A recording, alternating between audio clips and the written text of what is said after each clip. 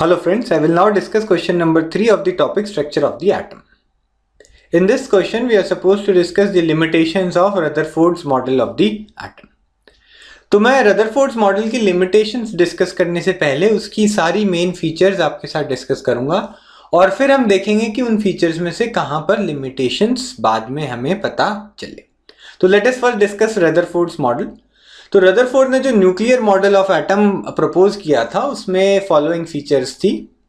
There is a positively charged center in an atom which is known as the nucleus and all the mass of the atom resides in the nucleus. तो atom के बीचों बीच एक positively charge centre होता है जिसको nucleus बोलते हैं और एटम का ऑलमोस्ट सारा मास न्यूक्लियस के अंदर कॉन्सेंट्रेटेड होता है।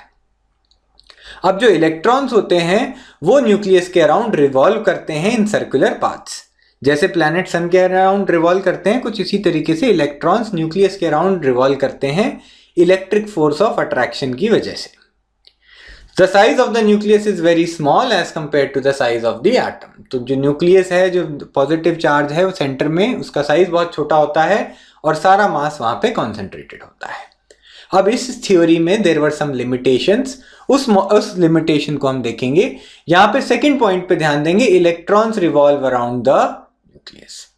तो अगर इलेक्ट्रॉन्स न्यूक्लियस के अराउंड रिवॉल्व कर रहे हैं एक सर्कुलर ऑर्बिट में तो दे विल अंडरगो एक्सेलरेशन। ये चीज हम फिजिक्स में पहले भी आपने पढ़ी होगी और 11th में काफी डिटेल में आप पढ़ेंगे। सर्कुलर मोशन जो होता है वो एक्सेलरेटेड मोशन होता है, क्योंकि सर्कुलर मोशन में हर पॉइंट पे बॉडी की वेलोसिटी की डायरेक्शन चेंज होती है और अगर वेलोसिटी चेंज होती है तो देयर इज एक्सेलरेशन। अब मैक्सवेल ने थ्योरी दी थी कि अगर कोई भी चार्ज पार्टिकल एक्सेलरेट हो रहा है तो इट विल रेडिएट एनर्जी। तो अगर इलेक्ट्रॉन सर्कुलर ऑर्बिट में मूव कर रहा है तो इट विल रेडिएट एनर्जी। अब अगर इलेक्ट्रॉन एनर्जी रेडिएट करेगा तो उसकी खुद की एनर्जी कम हो जाएगी, उसकी स्पीड कम हो जाएगी और उसके रेडियस ऑफ ऑर्बिट भी जो साइज है इट विल ऑल्सो डिक्रीज। तो धीरे धीरे करके इलेक्ट्रॉन अपनी एनर्जी लूज करता जाएगा and it will fall into the nucleus. Electron spiral करता हुआ न्यूक्लियस के अंदर जाके मिक्स हो जाएगा। तो यहां से हमने देखा कि अगर इलेक्ट्रॉन ऑर्बिट कर रहा है तो एनर्जी लूज करेगा and it will collapse into the nucleus और आपका जो एटम है वो अनस्टेबल हो जाएगा।